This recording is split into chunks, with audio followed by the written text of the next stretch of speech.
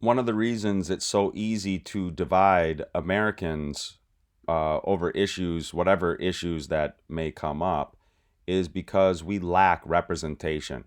So, the House of Representatives is the largest representative body in the United States, and we only have 435 members. You know why? Because Congress capped the number of representatives to 435 all the way back in 1929 when our population was only about 122 million. Now, the before that, the number of representatives expanded with the country's population. So as population would grow, this number would expand. Okay? So how can Congress cap the number of its own self in 1929? This should be absolutely outrageous. This should be overthrown. This needs to be probably taken to the United States Supreme Court to deal with and say, hey, no, this is not adequate. If you don't have an adequate number of representatives in a representative republic, I hear people talking about we're a constitutional republic. Well, really, we're a representative constitutional republic. That's what we are as the United States of America. You can't take the word representative out of the USA. And this is how they did it. They capped the number. So as population would grow, from, after the time it was capped, from it's about 340 million now, the United States, we still only have 435 members. That's an oligarchy. That's an oligarchy, not a representative republic.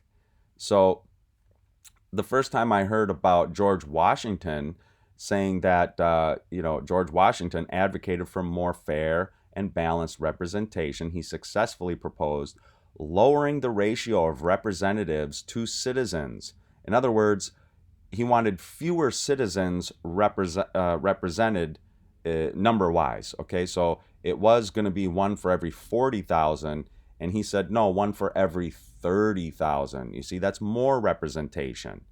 George Washington was very smart about this. He knew we needed more representation, and it obviously based on population. So this is why it became embedded in the Constitution in Article 1, Section 2, the number of representatives shall not exceed one for every 30,000. You see that? But now with 435 total members, population 340 million, it comes out to about one for every roughly 780,000 citizens. You see that? That's a problem. That's a problem. One representative for roughly every 780,000, depending on the state in which you live. You can have one representative for like 500,000, depending on your state.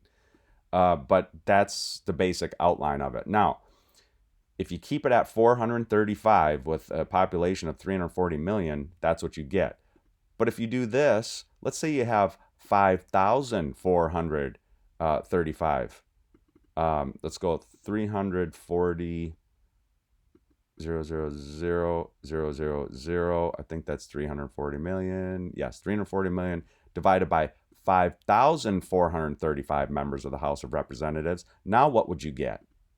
Well, you had one for every 62,000 citizens. Now that is way better than one for every, 435, one for every 780,000. Okay? But we are lacking representation in this country.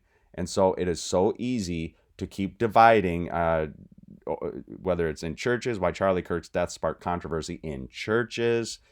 Dr. Joanne B. Freeman is actually where I first heard the George Washington thing about how they wanted one for every 40,000. George Washington said, no, let's make it one for every 30,000. So I want to give a shout out to her. Yale University courses. She teaches American Revolutionary history there. So not having an adequate number, a lack of sufficient representation. I'm not talking about diverse in the DEI nonsense. I'm talking about just sufficient numbers, just sheer numbers. It can exacerbate political and social divisions by fostering feelings of disenfranchisement, creating policies that neglect marginalized group. Again, they're sticking in their DEI stuff, and eroding public trust. Okay, when political institutions fail to reflect the diversity, they're talking about like ethno diversity, religio, ethno diversity, whatever, of the people they serve, it can lead to less cohesive society. Well, I'm not concerned about that. I'm concerned about just the sheer numbers. Just the sheer numbers. George Washington said 1 for every 30,000. The Constitution said 1 for every 30,000 shall not exceed 1 for every 30,000. That's what that meant there. And so 5,435 members today would at least be way better than 435 and keeping that number capped. That's a problem.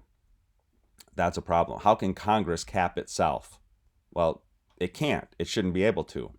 We need the number of representatives to reflect the expansion of the country's population. Let me know what you think in the comments down below. Talk to you soon. Soli Deo Gloria.